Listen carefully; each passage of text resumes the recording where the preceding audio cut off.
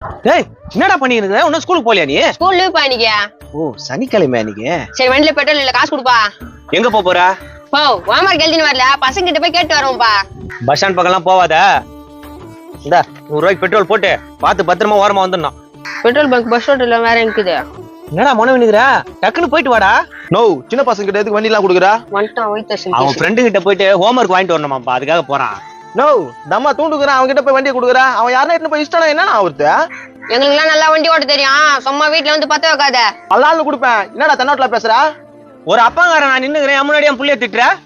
No வண்டி கொடுக்காத, புடிங்க வைனா. பேத்த புள்ளிக்கு நல்லது எது கெட்டது எது செய்யணும் எங்களுக்கு தெரியாதா? இப்போ வேலையை பாரு. அசிங்கப்பட்டான் புளி புட்டாய் மூஞ்சி. டேய் நெக்கலா பேசுறியா? உங்க அப்பா சப்போர்ட் பண்றாருன்னு. போ போ போ, நான் போயிட்டு வரேன்பா. பசங்களுக்கு நீங்களே சப்போர்ட் பண்ணி கெடுக்குறீங்க. இது எங்க போய் முடிய போதும்? தம்பி இந்த வயசுல தான்ப்பா இதெல்லாம் கத்துக்கணும். அப்புறம் அவன் ஏஜ் பசங்க எல்லாம் அசிங்கப்படுத்துவானுங்க. என் பிள்ளைங்க எல்லாம் நடக்க விட மாட்டான்ப்பா. சரிண்ணா சந்தோஷம். நான் வந்து உங்ககிட்ட சொன்ன பேரு என்ன செருப்பால வச்சுக்கணும். நான் வரேண்ணா. 1 hour later. அண்ணா சங்கராண்ணா, அண்ணா சங்கராண்ணா. என்னடா என்னடா அப்படி கத்தின்னு வரா? அண்ணா உங்க பையன் வண்டி எடுத்துன்னு போனாலா, ஆக்சிடென்ட் பண்ணிட்டானா. ஆக்சிடென்ட் பண்ணிட்டானா? என்னடா சொல்ற? என்னடா ஆச்சு என் பையனுக்கு? அவனுக்கு ஒன்னும் ஆகலண்ணா.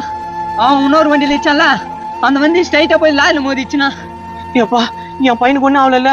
அட நீ வேற, இச்சால அதுல இருந்த பெரிய செத்துட்டாருண்ணா. ஐயோ செத்துட்டாரா? ஏய் என்னடா சொல்ற? என்னடா பண்றது? இப்ப என் பையன் எங்கடா இருக்கான்? போலீஸ் ஸ்ட்ரைட்டா அவனை பிடிச்சி இங்கதான் கூட்டு வருது. மறக்காம இந்த வீடியோவை ஃபுல்லா பாருங்க. கீழே ஸ்கிரீன்ல கிளிக் பண்ணி